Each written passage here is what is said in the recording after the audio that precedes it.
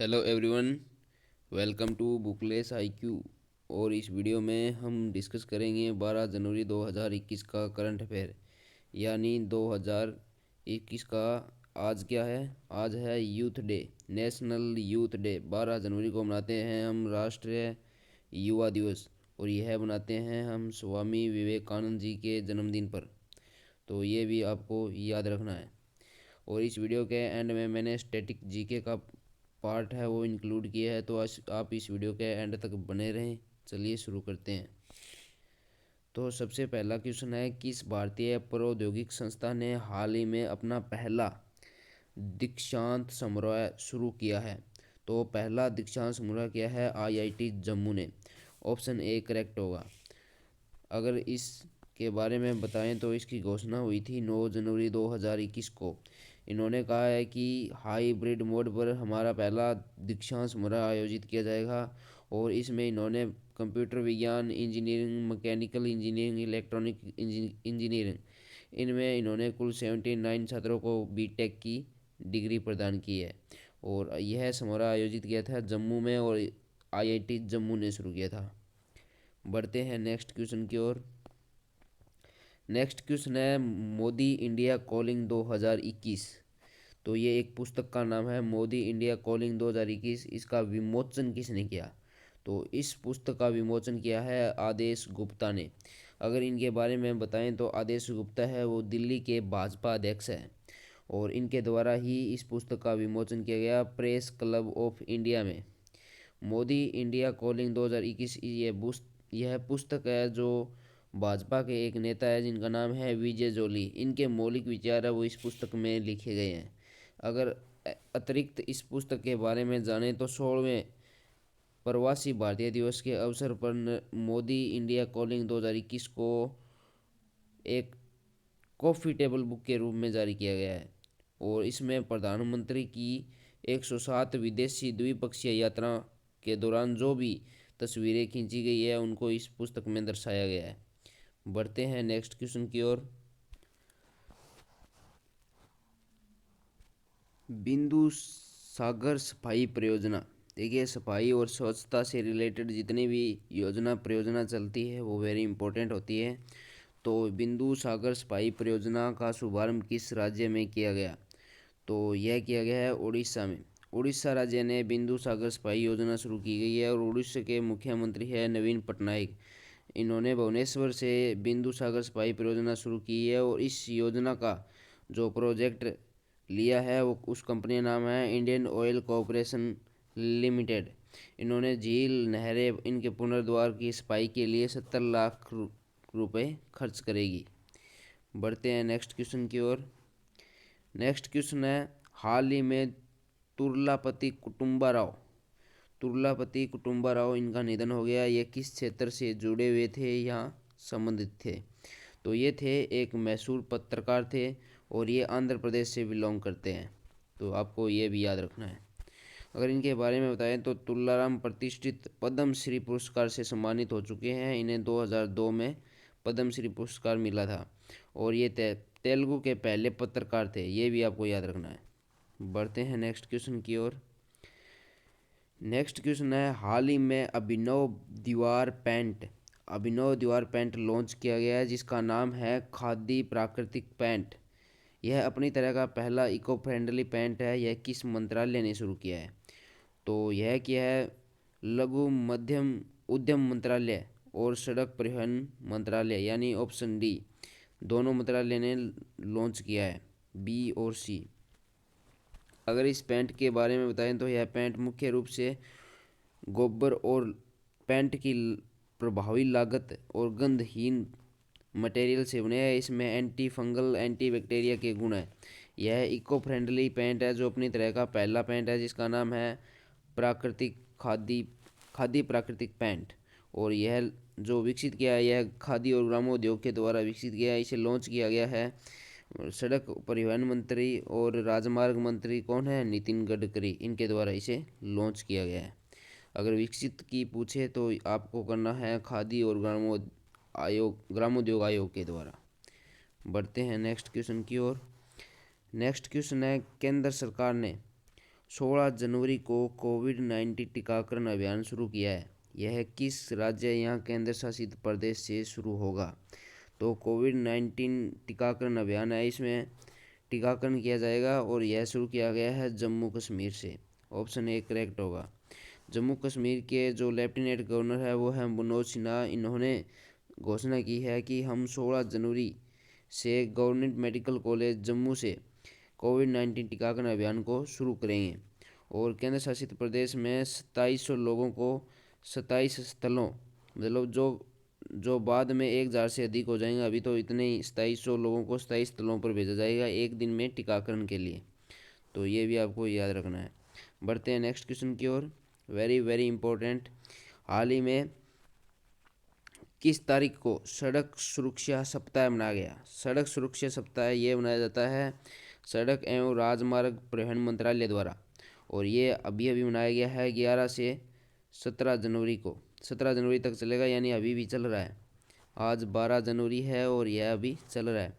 तो 11 से 17 जनवरी को मनाया जाता है सड़क सुरक्षा सप्ताह। और इसके बारे में बात करें तो प्रत्येक वर्ष को मनाया जाता है 11 से 17 जनवरी तक। और यह क्यों मनाया जाता है? इसका उद्देश्य है भारत में सड़कों और स्ट्रीट्स को सुरक्षित रखना। और यह पहल है वो किसके द्वारा शुरू की है? सड़क परिवहन और राजमार्ग मंत्रालय द्वारा। बढ़ते हैं नेक्स्ट क्वेश्चन की ओर। नेक्स्ट क्वेश्चन है सिंगल विंडो क्लियरेंस सिस्टम। तो ये क्या है भाई? तो ये एक प्रकार का ऑनलाइन मंच है। सिंगल विंडो क्लियरेंस सिस्टम किस मंत्रालय के द्वारा लॉन्च किया गया है? तो ये लॉन्च किया गया है ऑप्शन बी गृह मंत्रालय के द्वारा। गृह मंत्रालय ने सिंगल विंडो क्लियरेंस सिस्टम को लॉन्च किया है। और गृह मंत्री है हमारे अमित शाह, इन्होंने इसे लॉन्च किया है। इस ऑनलाइन मंच के बारे में बात करें तो कोयले के खदानों को सुचारू रूप से संचालन करने और मंजूरी प्राप्त करने के लिए एक प्रकार का ऑनलाइन मंच है। गृह मंत्रालय द्वारा दी गई सूचना के अनुसार यह आभासी समारोह केंद्रीय कोयला मंत्री प्रहलाद सिंह जोशी की उपस्थिति में इसे आयोजित किया गया था। तो आपको याद रखना है कि कोयला मंत्री है वो प्रहलाद सिंह जोशी है, और जो ये सिंगल विंडो क्लियरेंस सिस्टम है इसे गृह मंत्रालय के द्वारा लॉन्च किया गया। जो है गृह मंत्री कौन है? अमित शाह। बढ़ते हैं नेक्स्ट क्वेश्चन की ओर। नेक्स्ट क्वेश्चन है किस राज्य सरकार ने पर्यटन विभाग के तहत एक कलारी पयट्टू अकेडमी स्थापना की है? देखिए, जब भी आपको नाम दिखे कलारी पयट्टू तो आप ऑप्शन हमेशा केरल करिए। तो यहाँ पर ऑप्शन डी राइट होगा, केरल सरकार। केरल सरकार ने वेल्लार क्राफ्ट नाम का एक विलेज है, यहाँ पर इन्होंने कलारी पयट्टू अकेडमी की स्थापना करी है। और केरल के मुख्यमंत्री है पिनराई विजयन। ये शुरू करेंगे 16 जनवरी से। बढ़ते हैं नेक्स्ट क्वेश्चन की ओर। नेक्स्ट क्वेश्चन है हाल ही में किस संस्था ने हिम तापक उपकरण विकसित किया है? तो देखिए, हिम तापक उपकरण क्या होता है? हिम का अर्थ होता है हिमालय, तापक का अर्थ होता है टेम्परेचर यानी ताप। तो ये जो सर्दी ज़्यादा है, जहाँ पर हिम जम जाती है वहाँ पर इसे सेना यानी सोल्जर को दिए जाएंगे ताकि उनकी ठंड है वो कम हो जाए। तो यह विकसित किया गया है डीआरडीओ के द्वारा, ऑप्शन बी। और डीआरडीओ ने इसे नाम दिया है हिम तापक, और यह दिया जाएगा भारतीय सेना को। बढ़ते हैं नेक्स्ट क्वेश्चन की ओर। नेक्स्ट क्वेश्चन है पीएम किसान सम्मान निधि योजना। पीएम किसान सम्मान निधि योजना इसे कब शुरू किया गया? इसे शुरू किया गया 2019 में।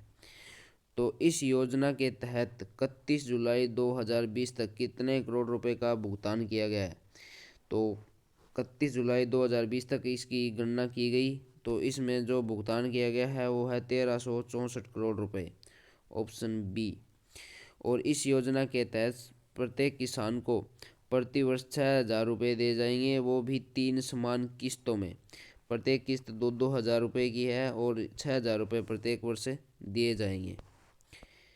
और पीएम किसान निधि योजना के तहत 31 जुलाई 2020 तक 20.40 लाख किसानों को इसका लाभ हुआ है, और यहाँ पर इन्होंने भुगतान किया है 1364 करोड़ रुपए।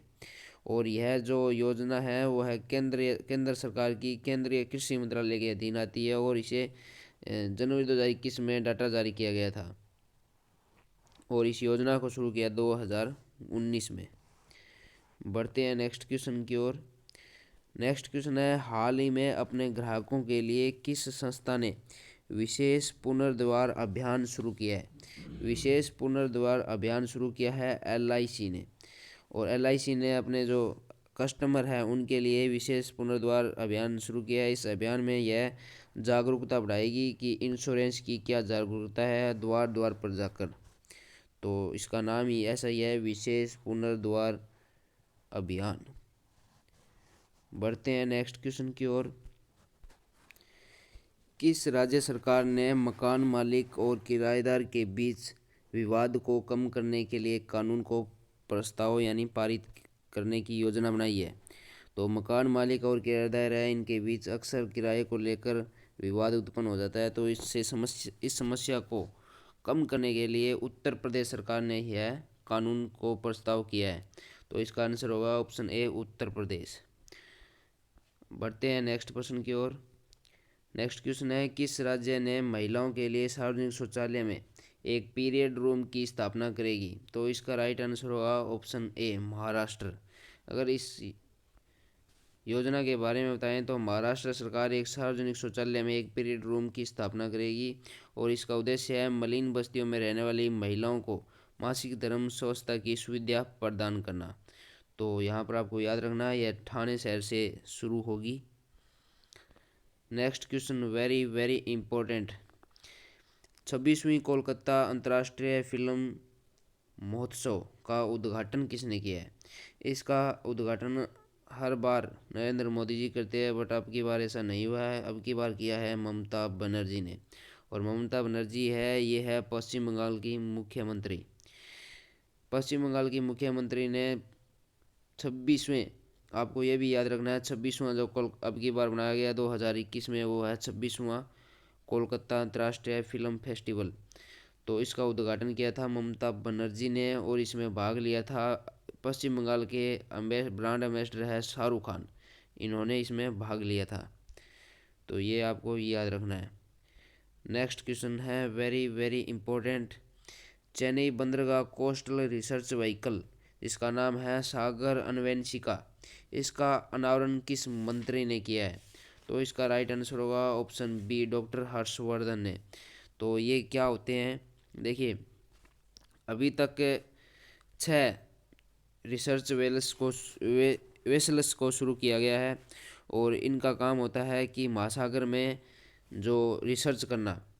इसका उपयोग है वो राष्ट्रीय महासागर प्रौद्योगिकी संस्था के लिए यूज किया जाता है। उनका उद्देश्य होता है महासागर में रिसर्च करना। और इसके निर्माण की बात करें तो वो टीटागढ़ वैगन्स कोलकाता पश्चिम बंगाल के द्वारा इसे निर्माण किया गया है। इससे पहले हमने 6 रिसर्च वेसल्स को लॉन्च कर दिया जिनका नाम सागर पर है, सागर कन्या, सागर संपदा, सागर निधि, सागर मानुष और सागर तारा। ये भी आपको याद रखना है, अगर हो सके तो आप याद जरूर करना। सागर कन्या, सागर संपदा, सागर निधि, सागर मानुष और सागर तारा। तो यहाँ पर हमने टॉप 15 क्वेश्चन को डिस्कस कर लिया।